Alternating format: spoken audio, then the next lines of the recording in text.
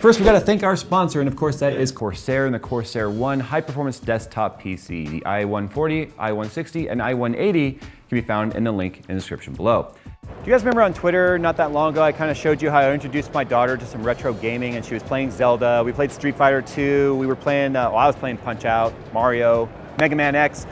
Well, you know, every year at CES, you kind of don't know what the thing that year is going to be. What's the theme? We've seen, obviously, TVs are a huge showing. There's a couple years, like 3D printing was what it was all about.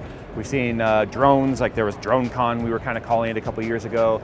What we're seeing now is this huge rise in retro gaming. And the reason why we think that's happening, and especially Brian and I, we've talked about this, is this industry is really kind of being saturated with a lot of people, men and women in their 30s and their 40s, and we're kind of going back to when we were kids and the things that excite us. People are kind of mad at the AAA publishers. There's been lots of money grabs. Games are getting more and more expensive.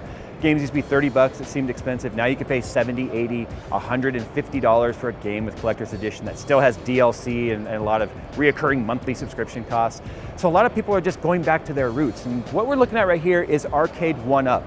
What they do is they basically have a proprietary emulator system that they put in cabinets, wall mounts, tabletops, and they bring in your favorite retro games back to life. I was playing Mortal Kombat. They said, are there any games you want to check out that you remember from your childhood? I said, yeah, let's go to Mortal Kombat. Well, they had Mortal Kombat cabinets here that have, I think 3 different Mortal Kombat titles in there, but they have cabinets that also have up to 12 different retro games.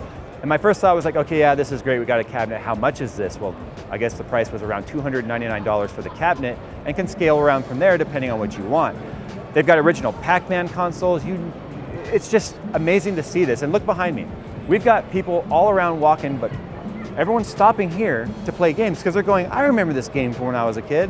So it's kind of neat. If you guys are looking at getting back into retro gaming and you want to do it with a company that's giving you not just the game you used to play. We've seen the emulators, we've seen the classic consoles making a comeback. But what I really kind of hated was the fact that I had it hooked up to the big screen and the cords are only 3 feet long and you're sitting right in front of this screen, which you're realizing like, wow, this resolution really was never intended for OLED in 2018, 2019, whatever. And so this gives you that experience of standing in the arcade and having your quarters lined up and being, I'll get off when I lose, or dominating the arcade.